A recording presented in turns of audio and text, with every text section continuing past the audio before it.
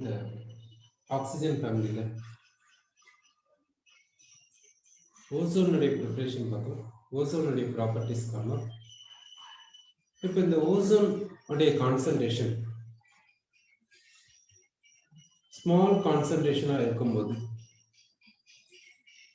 ஓசோனுடைய concentration small கான்சன்ட்ரேஷனாக இருக்கும்போது இது எப்படி இருக்குன்னா ஆம்லஸ்.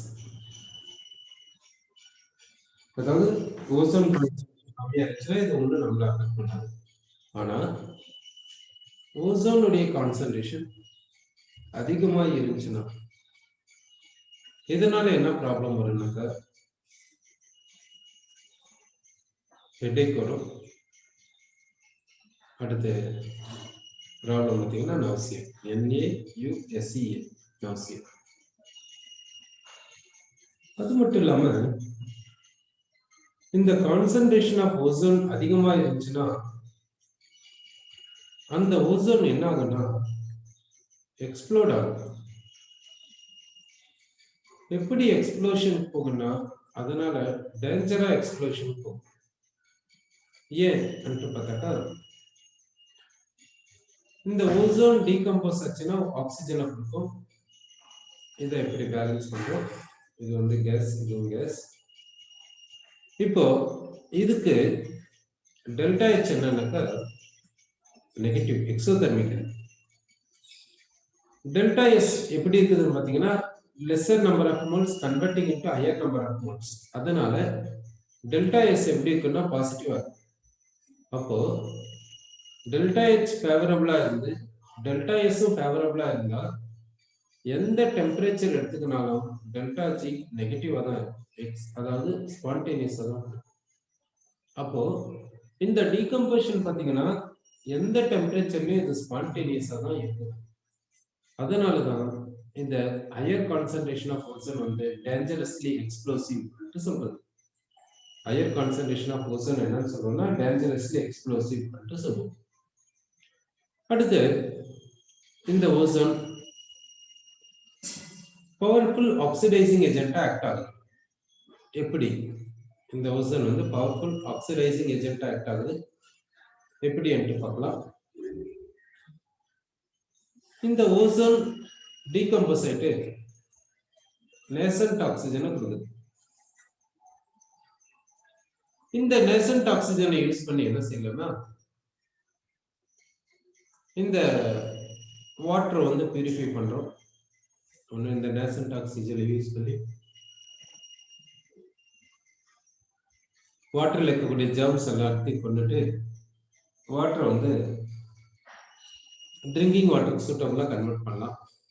அடுத்து இந்த ஸ்டாச்சுக்கு வந்து ஒயிட் பெயிண்ட் கொடுத்துருக்கதா வச்சுக்கலாம். ஒயிட் பெயிண்ட் அது லெட் பெயிண்டா இருக்கலாம், லெட் பெயிண்டா இருக்கிறத வச்சுக்கலாம், லெட் மெட்டல் இருக்கிறத வச்சுக்கலாம்.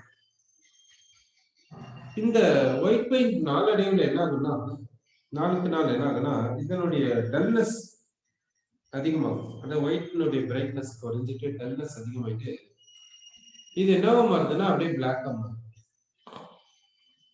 ஏன்னு பாத்தீங்கன்னா இதுல இருக்கக்கூடிய லெட் அட்மாஸ்பியர்ல இருக்கக்கூடிய ஹைட்ரஜன் சல்பைடோட சேர்ந்து லெட் சல்பைடா மாறும். அட்மாஸ்பியர்ல இருக்கக்கூடிய HPS ஓட சேர்ந்து என்னவா மாறுதுன்னா லெட் சல்பைடா மாறுது.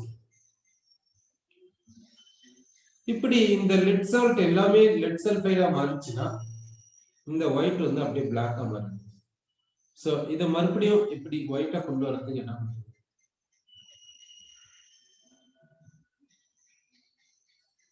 By passing ozone. இதை மறுபடியும் இப்படி ஒயிட்டா கொண்டு வரதுக்கு ஓசோனை பாஸ் பண்ணி கொண்டு வரும். அதுக்கு என்ன செய்யறேன்னா இந்த ஓசோன் என்ன பண்ணுதுன்னா நேசன்ட் ஆக்சிஜன் கொடுக்குது. இந்த நேசன்ட் ஆக்சிஜன் இந்த PBS ஓட கம்பைன் ஆயிட்டு என்ன கொடுக்குதுன்னா PbSO4 கொடுக்குது. இந்த PbSO4 வந்து ஒயிட். சோ இதை பேலன்ஸ் பண்ணிக்கிறேன் எப்படி. அப்போ இந்த பிளாக்கா இருக்கக்கூடிய லெட் சல்பைடை ஒயிட் லெட் சல்பைடா மாத்திரும் இந்த ஓசோனை பாஸ் பண்ணி. சோ இப்போ ஓவரால் ரியாக்ஷன் பார்க்கலாம். இப்போ இங்க 4 நேசன்ட் ஆக்சிஜன் இருக்கிறதுனால இதை 4 ஆல மல்டிப்ளை பண்ணிக்கோங்க. இப்போ ஓவரால் ஈக்குவேஷன் என்ன வருதுன்னு பார்க்கலாம். PbS 4 times ozone gives PbSO4 plus 4 times oxygen. இப்படி ஏற்றலாம். இந்த நேசன்ட் ஆக்சிஜன் கேன்சல் ஆயிடும். அப்போ இந்த ஓசோன் PbSO4 மாறுது. இதுல யாரு ஆக்சிடேஷன் போயிருக்காங்கன்னு பாத்தீங்கன்னா, இங்க சல்பருக்கு -2 ஆக்சிடேஷன் நம்பர், இது +6 சல்பரா மாறி இருக்கு. அப்ப சல்பர் ஆக்சிடேஷன் போயிருக்குதுன்னு சொல்லலாம். அடுத்த ரியாக்ஷன் பார்க்கலாம். I- I2O மாறுது. I- I2O மாறுது. இந்த ஓசோனை பாஸ் பண்ணா இந்த ஓசோன் என்ன பண்ணுதுன்னா நேசன்ட் ஆக்சிஜனா மாறுது. அந்த நேசன்ட் ஆக்சிஜன் ரிடக்ஷன் போயிட்டு ஆக்சைடு கொடுக்குது. அது வாட்டர்ல இருந்து H+ எடுத்துங்க OH- மாறுது. இந்த மாதிரி ரியாக்ஷன் நடக்குது. அப்புறம் இந்த ஓசோன் வந்து நேசன்ட் ஆக்சிஜன் வந்து ரிமைனிங் என்ன பாத்தீங்கன்னா ஆக்சிஜன் மாலிக்யூல். அந்த ஆக்சிஜன் மாலிக்யூல் நெக்ஸ்ட் மெர்க்குரி என்ன ஆகுதுன்னு பார்க்கலாம்.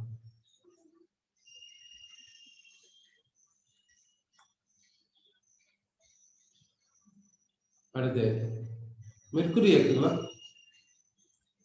மெர்க்குரியோட ஓசோனை கொடுக்கலாம். இப்ப என்ன ஆகுதுன்னா இந்த மெர்க்குரி ஆக்சிடேஷன் போயிட்டு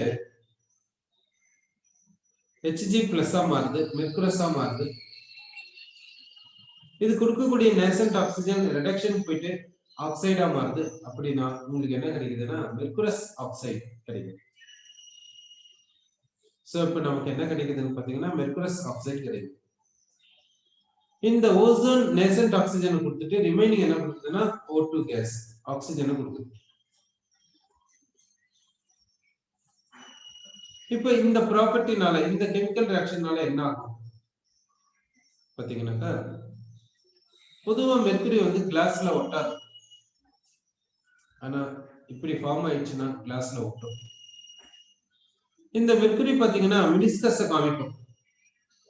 சர்ஃபேஸ்ல பாத்தீங்கன்னா மினிஸ்கஸ் மாதிரி இருக்கும். சர்ஃபேஸ் வந்து இதா இருக்காது, லைனா இருக்காது, மினிஸ்கஸா இருக்கும். இதனால மினிஸ்கஸ் வந்து போயிடும். இந்த ப்ராப்பர்ட்டி என்னன்னு சொல்லுவாங்கன்னா டெய்லிங் ஆஃப் மெர்க்குரி என்று சொல்லுவாங்க.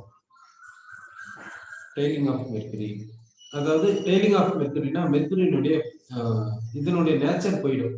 என்ன நேச்சர்? சர்ஃபேஸ்ல மினிஸ்கஸ் போல இருக்கும், அது போயிடும். கிளாஸ்ல ஒட்டாது, ஆனா இப்போ ஒட்டும், அது போல. நெக்ஸ்ட் ஸ்டேனஸ் குளோரைடு எடுத்துக்கலாம். இந்த ஸ்டேனஸ் என்ன ஆகுதுன்னா ஸ்டானிக்கா மாறுது. அப்போ ஸ்டானிக் குளோரைடு எசன்ஸ் இருக்கும். இங்க +4, இங்க +2.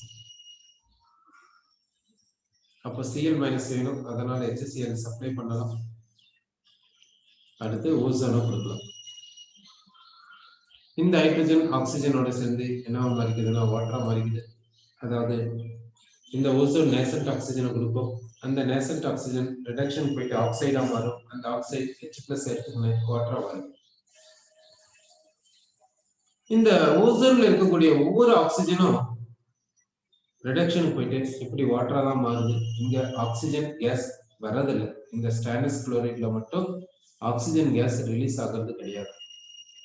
இதுல இருக்கக்கூடிய ஒவ்வொரு ஆக்சிஜனும் ரிடக்ஷன் போகுது. ஆனா இங்க பாத்தீங்கன்னா இதுல இருக்கக்கூடிய ஒரே ஒரு ஆக்சிஜன் ஆட்டம் மட்டும் ரிடக்ஷன் போகுது. ரிமைனிங் 2 ஆக்சிஜன் ஆட்டம்ஸ் அப்படியே ஆக்சிஜன் கேஸ் தான். ஜெனரலாவே ஓசோன் ரியாக்ஷன் போச்சுன்னா ஆக்சிஜன் கேஸ் கிடைக்கும். ஆனா ஸ்டேனஸ் குளோரைட்ல மட்டும் ஓசோன் ரியாக்ஷன் போகும்போது ஆக்சிஜன் கேஸ் கிடைக்காது. ஓசோன்ல இருக்கக்கூடிய ஒவ்வொரு ஆக்சிஜன் ஆட்டமும் கெமிக்கல் ரியாக்ஷன்ல இன்வால்வ் ஆயிடும். அடுத்து இந்த ஓசோன் ஆக்சிடைசிங் ஏஜென்ட் ஆக்ட் ஆகுது. ஆக்சிஜன் மாலிகுலும் ஆக்சிடைசிங் ஏஜென்ட் ஆக்ட் ஆகுது. அப்படி ஆக்ட் ஆனதுனால தான் இந்த ஓசோன்ல இருந்த எல்லா ஆக்சிஜன் ஆட்டமும் யூட்டிலைஸ் ஆயிடுது. ஆனா ஆக்சிடைசிங் நேச்சர் பாத்தீங்கன்னா இங்க ரெண்டு பேருக்கும் டிஃபரெண்டா இருக்கும். பாருங்க, ஆக்சிடைசிங் நேச்சர் ஓசோனுக்கு அதிகமா இருக்குது. ஆக்சிஜன் கம்மியா இருக்கனால தானே ஆக்சிஜன் ரிலீஸ் ஆயிடுது. இல்லைன்னா இந்த ஆக்சிஜனும் யூட்டிலைஸ் ஆயிருக்குல்ல. சோ இந்த ஓசோனுக்கு ஆக்சிடைசிங் நேச்சர் அதிகம், ஆக்சிஜனுக்கு ஆக்சிடைசிங் நேச்சர் கம்மியா இருக்கும்னு சொல்றோம். அடுத்து இந்த ஓசோனுடைய மேக்னெட்டிக் நேச்சர் பாத்தீங்கன்னா டயாமேக்னெட்டிக்ல இதுல அன்பைன் எலக்ட்ரான்ஸ் கிடையாது. ஆனா ஆக்சிஜன் பாத்தீங்கன்னா பேராமேக்னெட்டிக்ல வருது. இதுகிட்ட 2 அன்பேர்ட் எலக்ட்ரான்ஸ் இருக்கும். அந்த 2 அன்பேர்ட் எலக்ட்ரான்ஸும் 5 ஸ்டார் மாலிகுலர் ஆர்பிட்டால 2 அன்பேர்ட் எலக்ட்ரான்ஸ். அடுத்து இந்த ஓசோன்னால என்னென்ன ப்ராப்ளம்ஸ் வருதுன்னு பார்க்கலாம். இந்த ஓசோன்னால நமக்கு என்னென்ன யூஸ், என்னென்ன ப்ராப்ளம்ஸ் பாத்தீங்கன்னா, ஓசோன்னால நமக்கு அல்ட்ராவயலட் லைட் ரீச் ஆகுறதில்ல. ஆனா நம்ம இருக்கக்கூடிய இந்த பயோஸ்பியருக்கு, அதாவது இந்த ட்ரோபோஸ்பியருக்கு ஓசோன் வந்துச்சுன்னா அதனால நமக்கு என்ன ப்ராப்ளம்ஸ் வருதுன்னா, இந்த ஹெடேக் வருது, நௌசியா வருது, இந்த மாதிரி ப்ராப்ளம் வருது. அடுத்து இந்த ஓசோன் எதனால டெப்ளீட் ஆகுது, அட்மாஸ்பியர்ல இருக்கக்கூடிய ஓசோன் லேயர் எதனால டெப்ளீட் ஆகுதுன்னு பார்க்கலாம். ஒண்ணு, நம்ம ரெஃப்ரிஜரேட்டர்ல யூஸ் பண்ணக்கூடிய ஃப்ரீயான்ஸ். இந்த ஃப்ரீயான்ஸ்னால ஓசோன் லேயர் டெப்ளீட் ஆகுது. அடுத்து jet planes, supersonic jet planes, அதனுடைய எக்ஸாஸ்ட்ல நைட்ரிக் ஆக்சைடு இருக்கும். இந்த நைட்ரிக் ஆக்சைடு ஓசோனோட சேர்ந்து என்ன ஆகுதுன்னா, இந்த நைட்ரிக் ஆக்சைடு இதுல இருந்து ஆக்சிஜன் ஆட்டம் எடுத்துக்கின்னு NO2 மாறிக்கும். ஓசோன் நேசன்ட் ஆக்சிஜனை கொடுத்துட்டு ரிமைனிங் என்ன இருக்குன்னா ஆக்சிஜன் கேஸ் வெளியே வந்து. அப்போ இந்த ஓசோன்னால இந்த சூப்பர்சோனிக் ஜெட்ஸ்ல வரக்கூடிய NO2 மாறும். அதனால ஓசோன் டெப்ளீட் ஆகுது. அப்போ ஓசோன் டெப்ளீட் ஆகிறதுக்கு ரீசன் வந்து இப்படி சொல்றோம். ஃப்ரீயான்ஸும் ஓசோனை டெப்ளீட் பண்ணுது. சூப்பர்சோனிக் ஜெட்ஸ்ல இருந்து வரக்கூடிய எக்ஸாஸ்ட் ஃபியூம்ஸ் இந்த நைட்ரிக் ஆக்சைடோ ஓசோனை டெப்ளீட் பண்ணுதுன்னு தெரியும். அடுத்து இந்த ஓசோனுடைய ரெசனன்ஸ் ஸ்ட்ரக்சர்ஸ் பார்க்கலாம். இந்த ஓசோன் மாலிகுல் எழுதிக்கலாம். இதுல வந்து 3 ஆக்சிஜன் ஆட்டம்ஸ் இருக்குது, அதை எழுதியாச்சு. இதனுடைய வேலன்சி ஷெல்ல 6 எலக்ட்ரான்ஸ் இருக்கும். ஏன்னா குரூப் நம்பர் 6, அதனால இதனுடைய வேலன்சி ஷெல்ல 6 எலக்ட்ரான்ஸ் இருக்குது. இங்க 6 எலக்ட்ரான்ஸ் இப்படி கொடுத்துரும். இப்போ பாண்டிங் வரும். பாண்டிங்ல பாத்தீங்கன்னா இங்க டபுள் பாண்ட் கொடுக்கலாம், இங்க டேட்டிவ் பாண்ட் இப்படி கொடுக்கலாம். இந்த டேட்டிவ் பாண்டை நார்மல் கோலன் பாண்டா எழுதலாம்.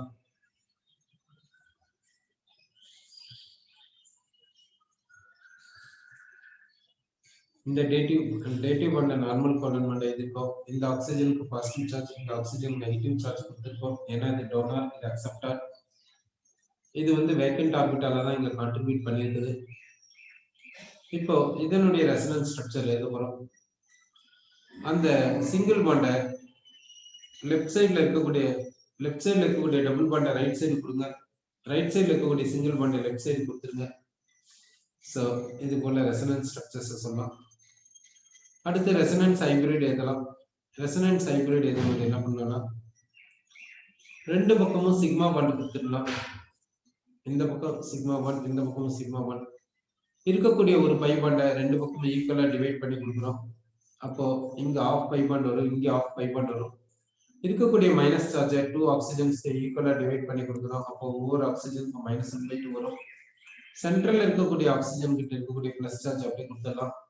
இப்போ இங்க ஒரு சிக்மா பாண்ட் இருக்குது, ஆஃப் பை பாண்ட் இருக்குது, அதனால பாண்ட் ஆர்டர் 1.5 சொல்லலாம், இங்கேயும் 1.5 சொல்லலாம்.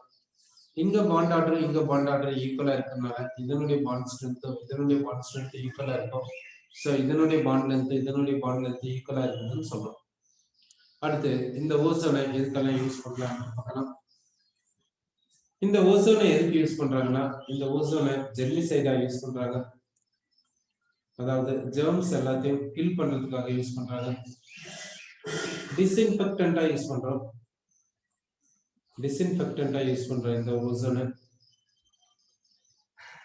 அடுத்து ஸ்டெரிலைசிங் வாட்டரை ஸ்டெரிலைஸ் பண்றதுக்கு யூஸ் பண்றோம். வாட்டரை ஸ்டெரிலைஸ் பண்றதுக்காக இந்த ஓசோனை யூஸ் பண்றோம். அடுத்து இந்த ஓசோனை ப்ளீச்சிங் ஏஜென்ட்டா யூஸ் பண்றோம். ப்ளீச்சிங் ஏஜென்ட் எப்படி இது ப்ளீச்சிங் ஏஜென்ட் ஆக்ட் ஆகுதுன்னு பாத்தீங்கன்னா, இந்த ஓசோன் டீகம்போஸ் ஆயிட்டு oxygen case and nascent oxygen கொடுக்கும். இந்த நேசன்ட் ஆக்சிஜன் என்ன பண்ணுதுன்னா அன்வான்ட் கலரை என்ன பண்ணுதுன்னா கலர்லெஸ்ஸா மாத்துது. இந்த நேசன்ட் ஆக்சிஜன் என்ன பண்ணுதுன்னா அன்வான்ட் கலரை கலர்லெஸ்ஸா மாத்துது. அதனால இந்த ஓசோன் என்னன்னு சொல்றோம்னா ப்ளீச்சிங் ஏஜென்ட் என்று சொல்றோம். இப்போ இதனால இந்த அன்வான்ட் கலர் ரிமூவ் ஆயிடுச்சு அப்படின்னா ப்ளீச் ஆயிருக்குதுன்னு அர்த்தம். இது வந்து பாத்தீங்கன்னா ஆக்சிடேஷனால இது கிடைச்சிருக்குது. அப்ப இது ஆக்சிடைஸ்டு ப்ராடக்ட். அட்மாஸ்பியரிக் ஏர்ல இருக்கக்கூடிய ஆக்சிஜன் இதை ஒண்ணுமே பண்ணாது. அதனால இந்த ப்ளீச்சிங் என்னன்னு சொல்லணும், பர்மனன்ட் ப்ராசஸ் சொல்லலாம். அடுத்து இந்த ஓசோனை நம்ம கெமிக்கல் ரியாக்ஷன்ஸ்ல என்னன்னு பார்த்தோம்னா ஆக்சிடைசிங் ஏஜென்ட்டா யூஸ் ஆகுதுன்னு பார்த்தோம். ஸோ இந்த ஓசோன் வந்து என்ன ஆக்ட் ஆகுதுன்னா ஆக்சிடென்ட்டா ஆக்ட் ஆகுது என்று நமக்கு தெரியுது. சரி, ஸோ ஆக்சிஜனுடைய எலிமெண்ட்ஸ்ல ஓசோனை பத்தி பார்த்திருக்கோம், ஆக்சிஜனை பத்தி பார்த்திருக்கோம். நெக்ஸ்ட் நம்ம பார்க்கக்கூடியது என்னன்னா சல்பரை பத்தி பார்க்கலாம்.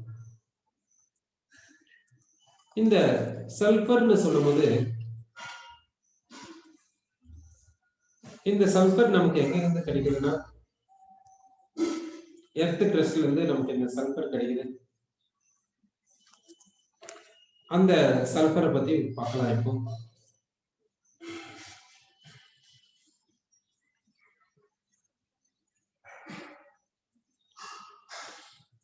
இந்த சல்பர் பாத்தீங்கன்னா இது எப்படி இருக்கும் பார்த்தா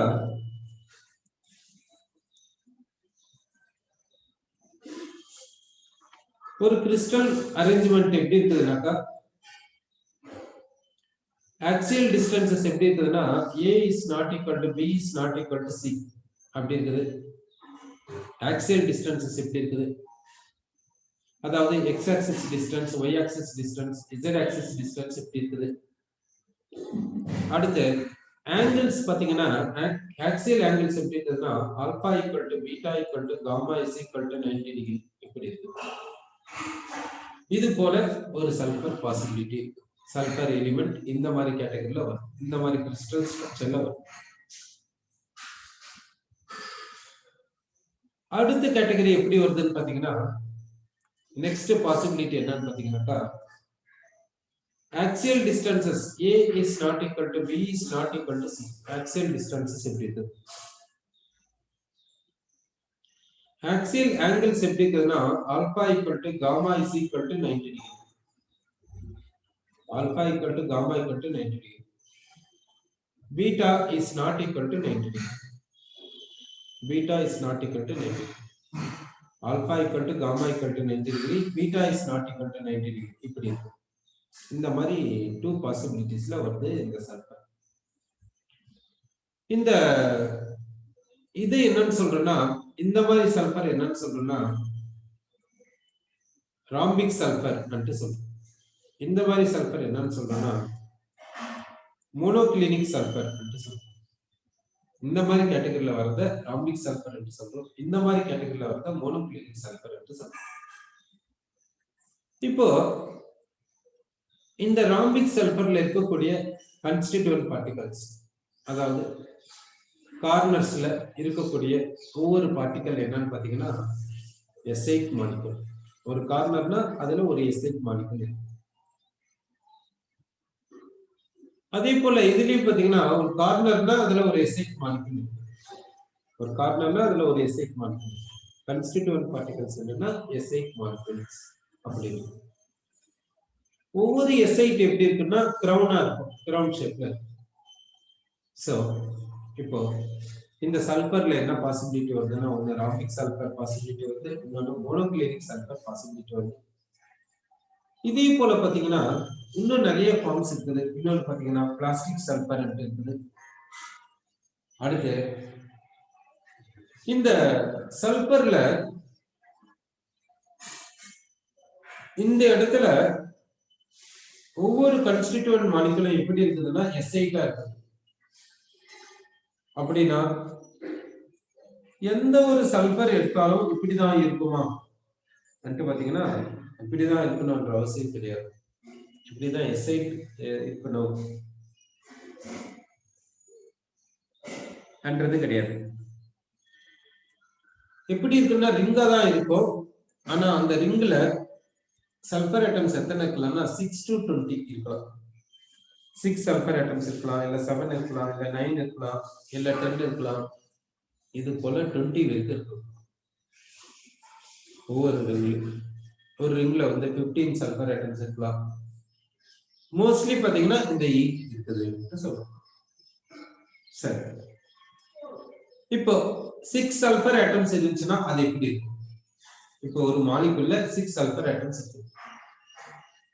ஒரு மாலிகுல்ல 6 சல்பர் ஆட்டம்ஸ் இருந்துச்சுன்னா அது எந்த ஃபார்ம்ல இருக்கும் பாத்தீங்கன்னா சேர் ஃபார்ம்ல இருக்கும். Chair form. எப்படி சைக்ளோஹெக்சைடு சேர் ஃபார்ம்னு சொல்லிருக்கோம். சைக்ளோஹெக்சைடுக்கு நிறைய ஃபார்ம் சொல்லிருக்கோம். Chair form, boat form, twist boat form, half chair form, இது போல நிறைய ஃபார்ம் சொல்லிருக்கோம். அதுல வந்து மோஸ்ட் ஸ்டேபிள் எதுனா சேர் ஃபார்ம். அது போல அந்த மோஸ்ட் ஸ்டேபிள் ஃபார்ம் சேர் ஃபார்ம் இருக்குது. அதுல இந்த S6 இருக்கு. இந்த S8 எப்படி இருக்குதுன்னா கிரவுன் ஷேப்ல இருக்கும். S8 வந்து கிரவுன் ஷேப்ல இருக்கும். இது போல ஒவ்வொரு ரிங்குக்கும் ஒரு ஒரு ஷேப் நமக்கு. சோ அப்ப சல்பர் எப்படி எக்ஸிஸ்ட் ஆகுதுன்னு நமக்கு தெரியும். சரி, இப்ப நம்ம என்ன பண்ணலாம், இந்த இதெல்லாம் பாத்தீங்கன்னா சாலிட்லயே கிடைக்கணும். இது வேப்பருக்கு எடுத்துன்னு போனா என்ன ஆகுனா S2 ஃபார்ம் வேப்பர்ல எப்படி ஆக்சிஜன் O2 ஃபார்ம்ல இருக்கு, அது போல சல்பர் S2 ஃபார்ம்ல இருக்கு. எப்போதும் வேப்பர் ஸ்டேட். இதுல எப்படி 2 அன்பேர்ட் எலக்ட்ரான்ஸ் 5 ஸ்டார் மாலிகுலர் ஆர்பிட்டால்ஸ்ல இருக்குதோ அதே போலதான் இங்கே 2 அன்பேர்ட் எலக்ட்ரான்ஸ் 5 ஸ்டார் மாலிகுலர் ஆர்பிட்டால்ஸ்ல. இப்போ இந்த சல்பர் எடுத்துக்கலாம். இந்த ராம்பிக் சல்பர், மோனோக்ளினிக் சல்பர், நெக்ஸ்ட் இந்த பிளாஸ்டிக் சல்பர். இதுல எல்லாம் பாத்தீங்கன்னா இது எல்லாம் பிசிக்கல் ப்ராப்பர்ட்டிஸ்ல டிஃபரன்ஸ் காமிக்குது. ஆனா கெமிக்கல் ப்ராப்பர்ட்டிஸ்ல பாத்தீங்கன்னா சேமா இருக்குது. அதனால இது எல்லாம் என்னன்னு சொல்றோம்னாக்கா அலோட்ரோப்ஸ் சொல்றோம். அப்போ சல்பர்னுடைய அலோட்ரோப்ஸ் என்னன்னா இதுதான் சல்பர்னுடைய அலோட்ரோப்ஸ். எப்படி பாஸ்பரஸ் அலோட்ரோப்ஸை பார்த்தோம், அது போல சல்பர்னுடைய அலோட்ரோப்ஸை இப்படி சொல்லலாம். சரி, இப்போ இந்த ராம்பிக் சல்பர் எப்படி கிடைக்கும், இந்த மோனோக்ளினிக் சல்பர் எப்படி இருக்கும் என்றதை பத்தி நம்ம இப்போ பார்க்கலாம். ராம்பிக் சல்பர்னா என்ன, மோனோக்ளினிக் சல்பர்னா என்னன்றதை பார்க்கலாம். இந்த ராம்பிக் சல்பர் எப்படி இருக்குதுன்னா எல்லோ கலர்ல இருக்கு. ராம்பிக் சல்பர்னுடைய கலர் பாத்தீங்கன்னா எல்லோ கலர்ல இருக்கு. இந்த மோனோக்ளினிக் சல்பர் இது எப்படி இருக்கும், கலர்லெஸ்ஸா இருக்கும்.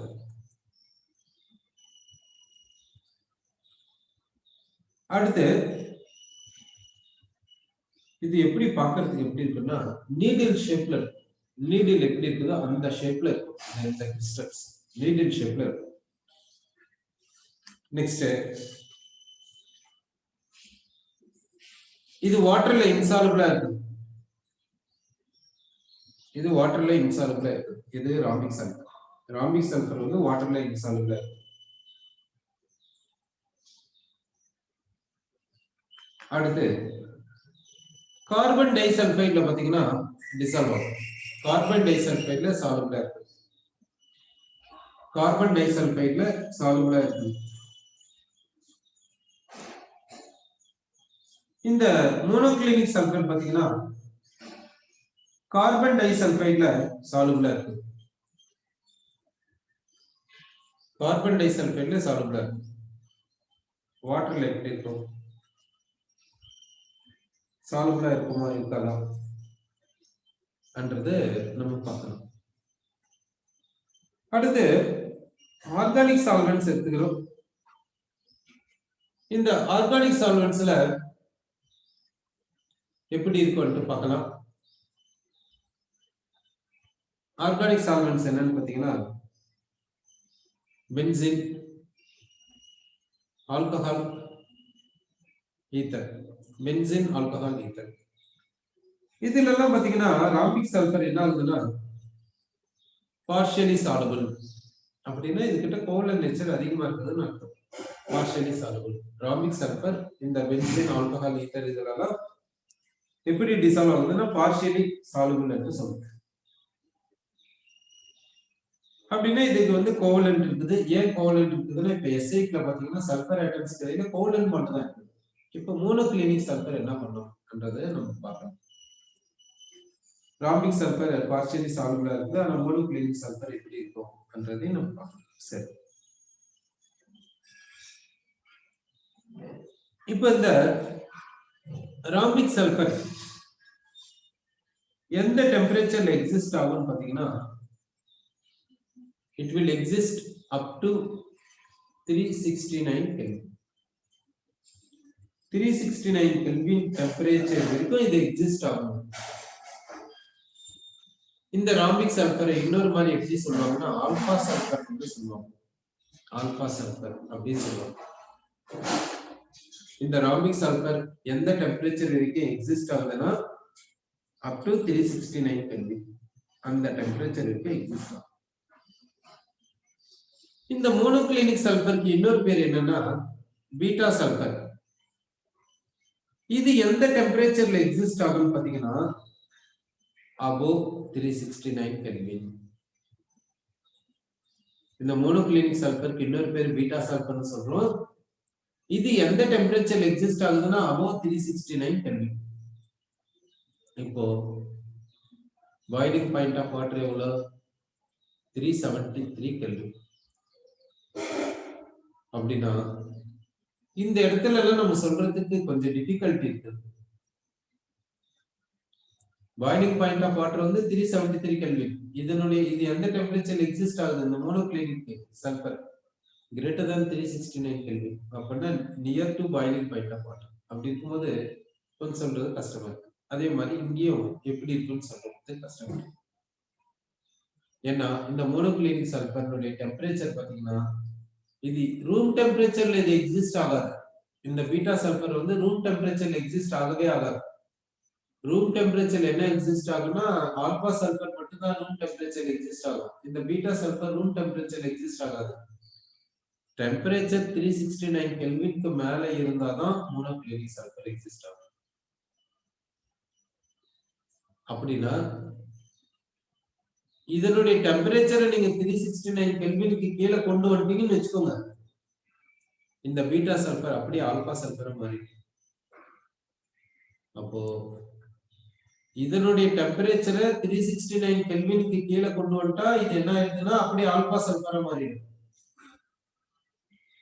இதனுடைய டெம்பரேச்சரை 369 கெல்வினுக்கு மேல எடுத்துன்னு போனீங்கன்னா இது அப்படியே பீட்டா சல்பரா மாறிடும். ஏன்? இதுல இருக்கக்கூடிய கன்ஸ்டிடியூவன்ட் பார்ட்டிகல்ஸ் என்ன? இதுல இருக்கக்கூடிய கன்ஸ்டிடியூவன்ட் பார்ட்டிகல்ஸ் என்ன? எல்லாமே S8 தான். இதனுடைய கார்னர்ல S8 இருக்கும், இதனுடைய கார்னர்ல S8 தான். அப்போ டெம்பரேச்சரை மாத்தனா என்ன ஆகுது? அந்த அரேஞ்ச்மெண்ட்ல வித்தியாசம் வருது. ஆல்பா பீட்டா காமால வித்தியாசம் வருது. ஆல்பா பீட்டா காமால எங்க வித்தியாசம் வருதுன்னு பாத்தீங்கன்னா இதுல alpha beta gamma equal to 90 degree. ஆனா இங்க பாத்தீங்கன்னா alpha equal to gamma equal to 90 degree. ஆனா beta is not equal to 90 degree. Angle beta வந்து 90 டிகிரி கிடையாது. சோ அரேஞ்ச்மெண்ட்ல உங்களுக்கு கொஞ்சம் டிஃபரன்ஸ் ஆகுது. அதனால தான் டெம்பரேச்சரை மாத்தினா ஆல்பா சல்பர் பீட்டா சல்பரை மாறுறது காரணம். அதே மாதிரி பீட்டா சல்பர் ஆல்பா சல்பரை மாறுறது காரணம். அப்போ இப்ப பாத்தீங்கன்னா இதுல axial distances A = B = C, இதுலயும் A = B = C தான். ஆனா ஆக்சியல் டிஸ்டன்சஸ் பாத்தீங்கன்னா ஆல்பா = பீட்டா = காமா = 90 டிகிரி. ஆனா இங்க alpha = gamma = 90 degree, beta is not equal to 90 degree. அப்போ ஆக்சியல் டிஸ்டன்ஸ்ல அந்த பீட்டானுடைய ஆங்கிள்ல மாறுபாடு டிஃபரன்ஸ் வந்து அப்போ அரேஞ்ச்மெண்ட்ல வித்தியாசம் வருது. அரேஞ்ச்மெண்ட்ல வித்தியாசம் வரணும்னா என்ன செய்யணும்? டெம்பரேச்சர் சேஞ்ச் பண்ணணும். அதனால தான் ஆல்பா சல்பர் பீட்டா சல்பரா மாறுறதுக்கும் அட்வைஸ் வரும். சோ டெம்பரேச்சர் வந்து 369 கெல்வினுக்கு மேல போச்சுன்னா ஆல்பா வந்து பீட்டா மாறும். டெம்பரேச்சர் 369 கெல்வினுக்கு கீழே இருந்துச்சுன்னா பீட்டா வந்து ஆல்பா மாறும். 369 கெல்வின்ல எப்படி இருக்கும்? 369 கெல்வின் கரெக்ட்டா 369 கெல்வின்ல எப்படி இருக்குன்னா ஈக்குலிபிரியத்துல இருக்கு. ஆல்பா சல்பரும் பீட்டா சல்பரும் எப்படி இருக்குதுன்னா ஈக்குலிபிரியத்துல இருக்குன்னு சொல்றோம் at 369 கெல்வின். 369 கெல்வின் கீழே போச்சுன்னா பீட்டா வந்து ஆல்பா மாறிடும். 369 கெல்வினுக்கு மேல போச்சுன்னா ஆல்பா வந்து பீட்டா மாறிடும். அதனால 369 கெல்வின் என்னன்னு சொல்லுவாங்கன்னா டிரான்சிஷன் டெம்பரேச்சர் அப்படின்னு சொல்லுவாங்க. 369 கெல்வின் என்னன்னு சொல்றோம்னா டிரான்சிஷன் டெம்பரேச்சர் அப்படின்னு நம்ம சொல்லுவோம். சரி, இப்போ நம்ம என்ன பார்த்துருக்கோம்னாக்கா இந்த ராம்பிக் சல்ஃபர் பத்தியும் இந்த மோனோக்ளோரிக் சல்ஃபர் பத்தியும் பார்த்திருக்கோம். இப்போ இந்த ராம்பிக் சல்ஃபரை எப்படி ப்ரிப்பேர் பண்றது, அடுத்து மோனோக்ளோரிக் சல்ஃபரை எப்படி ப்ரிப்பேர் பண்றது அப்படின்னு நம்ம பார்க்கலாம். இப்போ ராம்பிக் சல்ஃபரை ப்ரிப்பேர் பண்றது என்ன செய்யணும்னா, சல்ஃபர் பெட்ல இருந்து சல்ஃபர் கொண்டு வரோம். அந்த சல்ஃபரை என்னன்னு சொல்லுவாங்கன்னா ரோல் சல்ஃபர் என்று சொல்லுவாங்க. இந்த ரோல் சல்ஃபர்ல என்ன ஆட் பண்றீங்கன்னா கார்பன் டைசல்ஃபேட் சால்வெண்ட்ல இதை டிசால்வ் பண்ணுங்க. இந்த ரோல் சல்ஃபரை கார்பன் டைசல்ஃபேட் சால்வெண்ட்ல டிசால்வ் பண்ணுங்க. இந்த ரோல் சல்ஃபர் கார்பன் டைசல்ஃபேட்ல டிசால்வ் ஆகி சொல்யூஷனை கொடுக்குது. இந்த சொல்யூஷனை என்ன பண்றீங்கன்னா எவாபரேட் பண்ணுங்க. இந்த சொல்யூஷனை எவாபரேட் பண்றீங்க. இதை எவாபரேஷன் எடுத்துன்னு போனீங்கன்னா உங்களுக்கு என்ன கிடைக்குதுன்னா ராம்பிக் சல்ஃபர் கிடைக்கும். உங்களுக்கு ராம்பிக் சல்ஃபர் கிடைக்கும். சோ ரோல் சல்ஃபர் எடுத்துக்கிறோம், அது கார்பன் டைசல்ஃபேட் சால்வெண்ட்ல டிசால்வ் பண்றோம், நமக்கு என்ன கிடைக்குதுன்னா சொல்யூஷன் கிடைக்குது. இந்த சொல்யூஷனை எவாபரேட் பண்ணா நமக்கு என்ன கிடைக்குதுன்னா ராம்பிக் சல்ஃபர் கிடைக்கும் நமக்கு. அடுத்து நம்ம பார்க்கறது மோனோக்ளோரிக் சல்ஃபரை எப்படி ப்ரிப்பேர் பண்றதுன்னு பார்க்கலாம். ஒண்ணுமே கிடையாது, இந்த ராம்பிக் சல்ஃபருடைய டெம்பரேச்சரை 369 கெல்வினுக்கு மேல எடுத்துன்னு போங்க. 369 கெல்வினுக்கு மேல எடுத்துன்னு போனீங்கன்னா ஆட்டோமேட்டிக்கா இது என்ன மாறிக்குதுனாக்கா மோனோக்ளோரிக் சல்ஃபரா மாறிடும். இதனுடைய டெம்பரேச்சரை 369 கெல்வினுக்கு மேல எடுத்துன்னு போங்க. இது என்ன மாறிடுனாக்கா மோனோக்ளோரிக் சல்ஃபரா மாறிடும். இப்படிதான் ராம்பிக் சல்ஃபரையும் மோனோக்ளோரிக் சல்ஃபரையும் ப்ரிப்பேர் பண்றது. சரி, அடுத்து நம்ம பார்க்கறது என்னன்னா இந்த பிளாஸ்டிக் சல்ஃபரை பத்தி பார்க்கலாம். பிளாஸ்டிக் சல்ஃபரை ப்ரிப்பேர் பண்றது என்ன செய்யறாங்கன்னா சல்ஃபர் எடுத்துக்கிறாங்க, அதை பாயில் பண்றாங்க, நல்லா கொதிக்குது. அந்த கொதிச்சு நிற்கக்கூடிய சல்ஃபர் எடுத்துன்னு போயிட்டு கோல்டு வாட்டர்ல எடுத்துன்னு போய் ஊத்திடுறாங்க. ஊத்திட்டா கிடைக்கக்கூடியது என்னன்னாக்கா பிளாஸ்டிக் சல்ஃபர். அப்போ சல்ஃபர் எடுத்து நல்லா பாயில் பண்ணிடுங்க, கொதிச்சு நிற்குது. அந்த கொதிச்சு நிற்கக்கூடிய அந்த சல்ஃபர் எடுத்துன்னு போயிட்டு வாட்டர்ல ஊத்திடுங்க, கோல்டு வாட்டர்ல ஊத்திடுங்க. என்ன கிடைக்கும்னா பிளாஸ்டிக் சல்ஃபர் கிடைக்கும். சோ இந்த பிளாஸ்டிக் சல்ஃபர் எப்படி இருக்குன்னா சாஃப்டா இருக்கும். பிளாஸ்டிக் சல்ஃபருடைய நேச்சர் இது என்ன எப்படி இருக்குன்னா, இது ரொம்ப நாள் விட்டுட்டா என்ன ஆயிடுதுன்னா இது பிரைட்டல் நேச்சர் கொண்டு பிரைட்டலா இருக்கும். ரொம்ப நாள் விட்டுட்டா இது ரொம்ப நாள் பொறுத்து எப்படி இருக்குன்னா பிரைட்டலா இருக்கும், ஒடிஞ்சிடும் சொல்லுங்க. சரி, இப்ப இது வரைக்கும் நம்ம பார்த்தது என்னன்னா சல்ஃபர்னுடைய அலோட்ரோப்ஸை பத்தி நம்ம பார்த்திருக்கோம். அடுத்து சல்ஃபர்னுடைய காம்பவுண்ட்ஸை பார்க்கலாம். சல்ஃபர்னுடைய காம்பவுண்ட்ஸ்ல நம்ம ஃபர்ஸ்ட் என்ன பண்ணலாம்னா சல்ஃபர் டை ஆக்சைடு எடுத்துக்கலாம். இந்த சல்ஃபர் டை ஆக்சைடுடைய ப்ரிப்பரேஷன்ஸை பார்க்கலாம். இப்ப சல்ஃபர் டை ஆக்சைடு எடுத்துக்கிறோம், இதனுடைய ப்ரிப்பரேஷன்ஸ்க்கு போறோம்.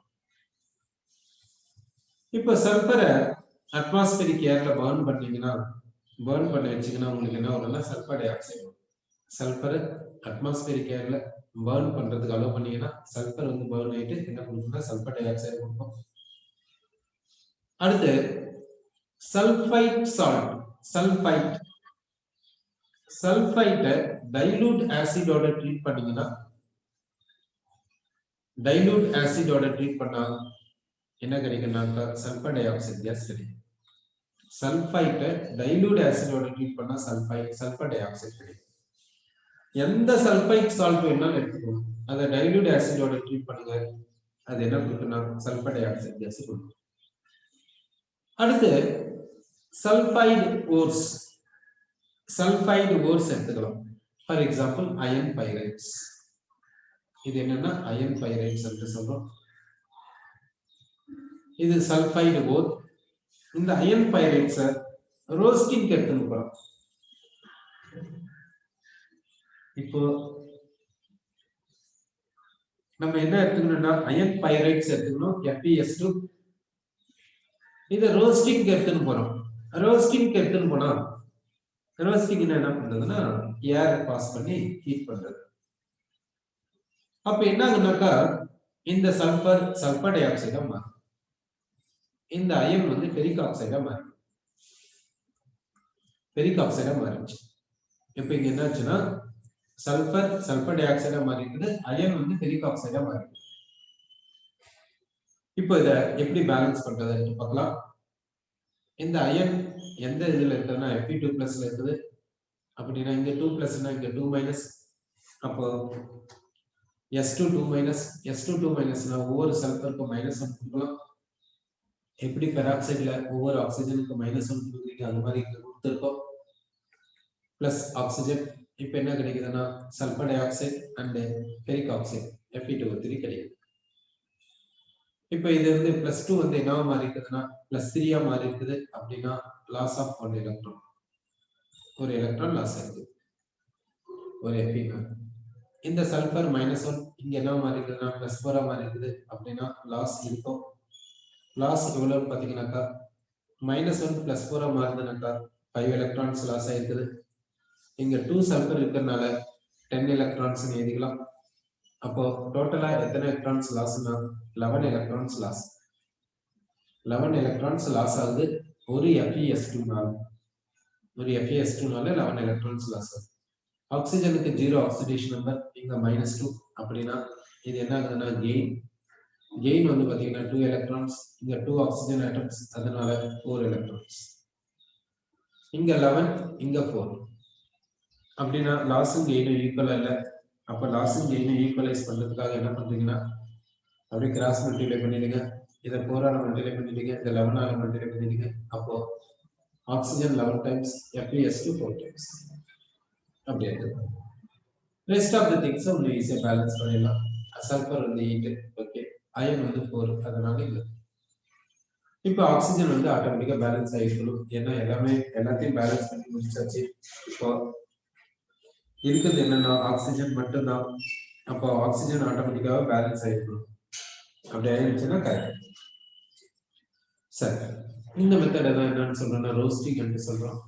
இந்த அயன் பைரைட்ஸ் மட்டும் கிடையாது, எந்த ஒரு சல்பைட் ஒரு எடுத்துக்கணும் ரோஸ்டிங்க்கு எடுத்து போனாலும் சரி, அதுல இருக்கக்கூடிய சல்பர் டை ஆக்சைடை தான் மாறும். அடுத்து இந்த ஓசோன், இந்த சல்பர் டை ஆக்சைடுடைய ப்ராப்பர்ட்டிஸ் பார்க்கலாம். இந்த சல்பர் டை ஆக்சைடுடைய ப்ராப்பர்ட்டிஸ் பார்க்கும்போது இந்த கேஸ் எப்படி இருக்குன்னா கலர்லெஸ்ஸா இருக்கும் சல்பர் டை ஆக்சைடு. அடுத்து ஸ்மெல் பாத்தீங்கன்னா பஞ்சன்டா இருக்கும், பஞ்சன்ட் ஸ்மெல்லா இருக்கும். இதனுடைய ஸ்மெல் வந்து வாட்டர்ல பாத்தீங்கன்னா நல்லா டிசால்வ் ஆகும். ஏன் வாட்டர்ல டிசால்வ் ஆகுதுன்னா இதுக்கு அசிடிக் நேச்சர் இருக்குது. வாட்டர்ல டிசால்வ் ஆயிட்டு என்ன கொடுக்கும்னா சல்பூரஸ் ஆசிட் கொடுக்கும். அப்போ இந்த சல்பர் டை ஆக்சைடு வாட்டர்ல நல்லா டிசால்வ் ஆயிட்டு என்ன கொடுக்குதுன்னா சல்பூரஸ் ஆசிட் H2SO3 கொடுக்குது என்று நம்ம சொல்றோம். அடுத்து இந்த SO2 அசிடிக் ஆக்சைடு என்றது தெரிஞ்சிச்சு. எப்படின்னாக்கா இது வாட்டர்ல டிசால்வ் ஆயிட்டு என்ன கொடுக்குதுன்னா சல்பூரஸ் ஆசிட கொடுத்துருக்குது. அதனால இதுக்கு அசிடிக் நேச்சர் இருக்குது என்று சொல்றோம். அப்போ இதுக்கு அசிடிக் நேச்சர் இருக்கிறதுனால இது வந்து பேஸோட ரியாக்ஷன் போகும். பேஸோட ரியாக்ஷன் போயிட்டு சால்ட் கொடுக்குது. என்னென்ன சால்ட் கொடுக்கலாம் பாத்தீங்கன்னா இதோட சோடியம் ஹைட்ராக்சைடு சொல்யூஷன் ஆட் பண்ணீங்கன்னா இது வாட்டரோட டிசால்வ் ஆயிட்டு H2SO3 கொடுக்கும். இது சோடியம் ஹைட்ராக்சைடோட ரியாக்ஷன் போச்சுன்னா கொடுக்கக்கூடிய சால்ட் NaHSO3. அடுத்து பாத்தீங்கன்னா Na2SO3. அப்படின்னா இது வந்து டைபேசிக் ஆசிட். இந்த இடத்துல ஒரு H+ மட்டும் கொடுத்துருக்குது, இந்த இடத்துல 2H+ அயன்ஸ் கொடுத்துருக்கு. அப்போ இந்த சால்ட் என்னன்னு சொல்லலாம் அசிடிக் சால்ட் அப்படின்னு சொல்லலாம். ஏன்னா இட் கேன் கிவ் H+. இது வந்து நார்மல் சால்ட். இது அசிடிக் சால்ட், ஏன்னா இது வந்து H+ கொடுக்க முடியும். இது வந்து நார்மலா கிடைக்கக்கூடிய சால்ட்.